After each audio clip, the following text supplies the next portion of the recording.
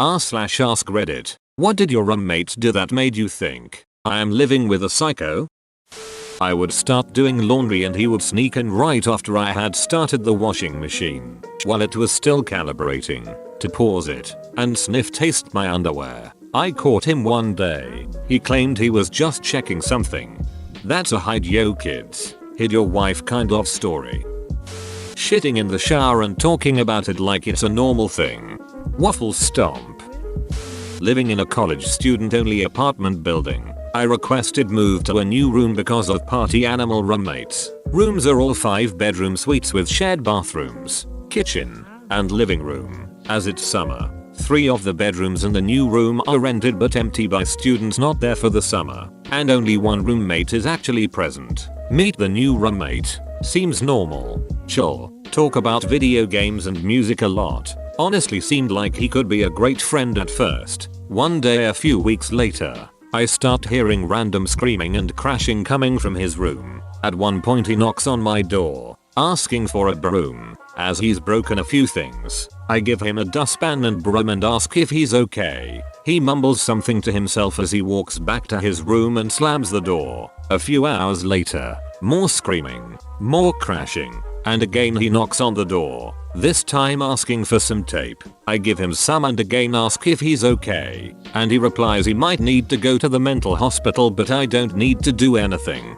I go to bed with some earplugs in, a habit I'd formed because of previous party animal roommates, and the next morning our shared kitchen and living room is trashed. Broken furniture, drawers and cabinets torn off the wall, a knife sticking out of the wall, TV cratered in as if it was punched, the whole nine. Luckily for me I'm leaving for a family event that weekend, so I decide to head out early and leave right that second. After taking pictures of the damage, on my way out of the building, I stop at the building manager's office to tell her everything. She already knew something was up, as apparently a window from his room was smashed and objects were thrown onto the sidewalk below. She asks me to write up an email detailing what I'd seen and provide her the pictures I took. I do so and bail. A few hours later, I get a text from a friend who works near my building saying LOL bro, there's a ton of cops surrounding your building. Did you kill someone or something? I emailed the building manager to ask what happened,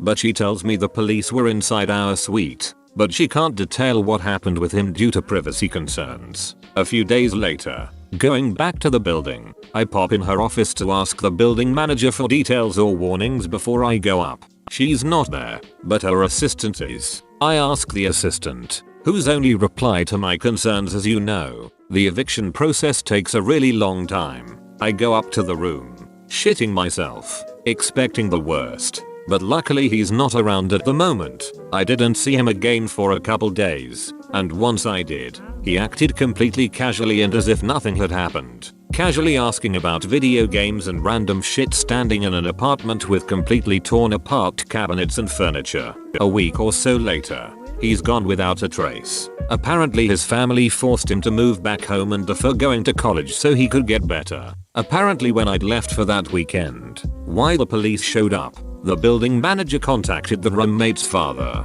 but when the father showed up, the roommate threatened and or attempted suicide and possibly threatened to kill someone. People who were nearby present differ in stories, so the police had to show up and break into the room.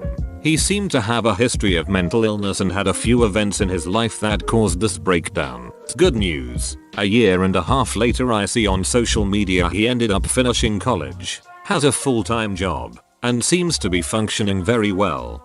Upvote for a happy ending. Where do I start with this guy? He was unstable in multiple ways. One time I saw some scratches on the hallway wall. For a couple days I kept thinking, what could we have carried down the hallway that made those scratches? One night when everybody else was out, I heard a weird metal scraping noise. I peeked out of my room and saw him walking up and down that hallway, holding a big kitchen knife, dragging the point along the wall and talking to himself. I couldn't hear what he was saying. Her Craigslist ad for a roommate said I'm quiet and mostly spend time in my room gaming and hanging out with my cats. I'm pretty introverted, and rent was cheap, so it sounded perfect. I moved in and she proved herself to be the polar opposite of her Craigslist ad. Loud, extroverted, in my room and in my business 24/7. and a raging alcoholic. She'd regularly have random people over getting blackout drunk until 4 AM when I'd have to be up for work at 8 or earlier. She left nasty food messes everywhere that led to a cockroach problem, which she didn't believe when I showed her, and got mad when I didn't want to help clean up after her. She didn't have a job, lived off of an inheritance and spent it all on alcohol. I later learned she had a shoplifting problem as well when she kept getting court summons in the mail that she wore like a badge of honor. The last straw was when she invited the guy she was seeing over and they proceeded to get ducked up on Benzos and a half gallon of rum. Threatened each other with steak knives in the kitchen at 5 AM and pounded on my door screaming at me to call the cops on one another. I told them it wasn't my problem and promptly moved my shit out while she was out of the house the following day. I thankfully had a place lined up already. Duck that. And this here is why I don't want a roommate. I was cooking dinner one night, and I just couldn't find the kitchen knives. Like, the whole block was missing from its usual spot on the countertop.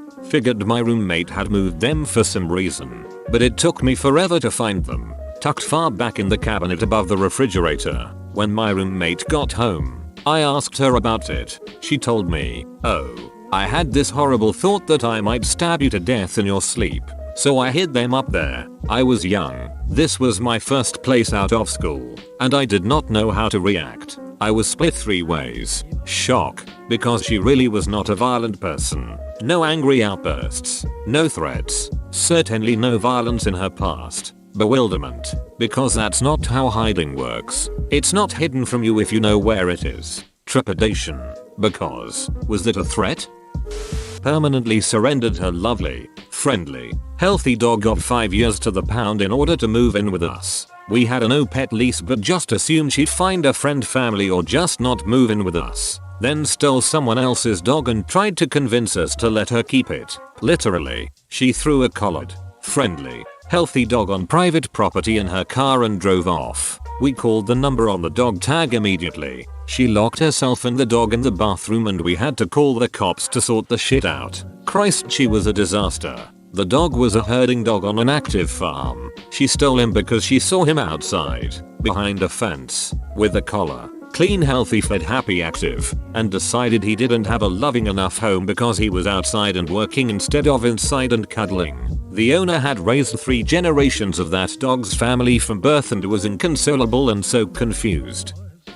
Her mom, the master electrician, JK, she was an hour rep, told her that every piece of electronics that was plugged in cost at least $1 a day. So every ducking day when I went to class I came home to all my shit unplugged. I tried reasoning with her. With just the standard house appliances we'd be sitting on a $300 electric bill. But no. Months and months this went on. I worked off campus and stayed for spring break while she went home. At that point I had basically moved in with my girlfriend anyways, so I unplugged everything. Every appliance in the house that needed electricity got unplugged. Fridge was left with the door cracked open. The next week she threw an absolute shit fit at me. I just said, "Hey, I wasn't gonna be here, so I was just trying to save us money." She wasn't a fan of that. This one roommate, I had never washed her clothes. She just wore a new outfit every single day. I assumed she was rich and decided not to engage with her since she never said hi to me when we saw each other. At the end of the semester, I smelled something so awful that I can't really describe with the words available to me in the English language. I guess I'll say this to give you an idea. If it were a scent for a candle, I would call it something like hormones and bad decisions. I took a look outside my door, and I saw she left a luggage trolley meant for helping people carry large amounts of stuff. That was full of dirty clothes. I gagged when I saw some old panties were at the top of the large pile. We had laundry machines. She had money. They sold detergent and dryer sheets downstairs. I have no idea why she did this, but I assumed she was probably the one who was behind the mystery of how nobody flushed the toilet even though we all swore we did. She took all the pots and pans into her room. Not just her own, but literally all of them. We never got an explanation as to why. They eventually got put back, but for a little while they were just piled on her bed. She accused us of spitting in her bottle of soy sauce. None of us would have done that, so we were all like, number. She had no reason to believe we would have. She threw it out. She would leave the apartment and then the building at odd hours. I'm an insomniac and I asked her about it once like, hey, was that you at 3 AM leaving? Because I wasn't sure. She flipped her shit on me and accused me of stalking her. Her boyfriend came to stay with her for a week. I was in graduate school and made time to hang out a little. Go out to dinner with them one night. The standard stuff. After he left, she accused me of not spending enough time with him. She expected me to be around the whole time. Overall she was a nice girl, but towards the end she kind of went off the deep end. We were both in really tough programs, so I chalked it up to stress, but she never got back to normal. She now lives in Germany, married to the boyfriend, and is happy doing I don't even know what. I was a bartender where she was waitressing and she needed a place to stay. I had nothing fancy, a 2-bed lower. That cost me $400 a month at the time, early 2000s. Her half of the rent was $200, and there was off-street parking. She was crushing up OxyContin and snorting it because apparently pill form wasn't good enough. Her mood swings between her and her boyfriend were ridiculous. Throwing my stuff at each other. Breaking crap. I found she had stolen a few $100s from me. At the time I had about $50k worth of music equipment and instruments at the house. I had enough and threw her out. I ended up getting a call from her mother about a month later. She was calling to thank me. Apparently the previous roommate had checked herself into rehab after I kicked her out and she was 30 days sober. She had found Jesus and was trying to get into something called the Work Corp. She also apparently ditched the boyfriend, who I learned was on again and off again for years and the source of Get Habit. She actually personally stopped by a year later and thanked me for kicking her out because she got her life on track. Hopefully she stayed sober. I hate to admit, I was being selfish because I didn't want my music stuff to disappear. When I finally put together that the reason she was divorced by 25, had dozens of terrible relationships, a boss who treated her like garbage, had all past roommates who were awful people and no close friends because people didn't know how to be good friends and always ended up taking advantage of her wasn't because she just had terrible luck. It turns out she was just a terrible person. Said she was going to throw herself down the staircase, call the police and tell them it was me and our other roommate.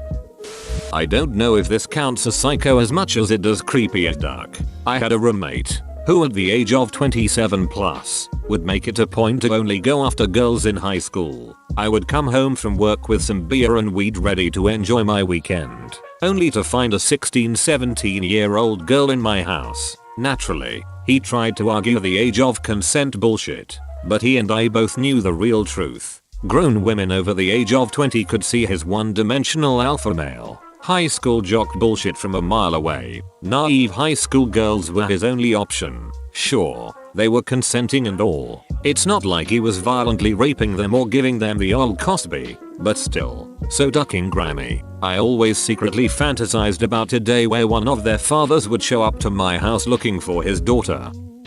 Oof. How do I even explain this? I used to live with a friend who did everything she could to destroy my romantic life. I did not realize this until boy number 3. I wasn't really attached to boy number 1 or number 2. So when those flings died out, I didn't think deeply about it. However, I was crazy about boy number 3 and finally started to look into what was going on. The first thing I noticed were the rumors. She started telling me things like, boy number 3 told me that you make him uncomfortable and he really doesn't like you. I don't think you should hang out with him again. You're just going to embarrass yourself. I'm trying to look after you. She would repeat variations of this over and over and over again, always trying to make herself look like a good friend. During this time, I also heard from one of her gossipy friends that she had been telling people that I was really ugly, caked my face in makeup, faked my personality, and was a beach. None of these things were true. I tried to confront her about it and she said that her friend had made it up.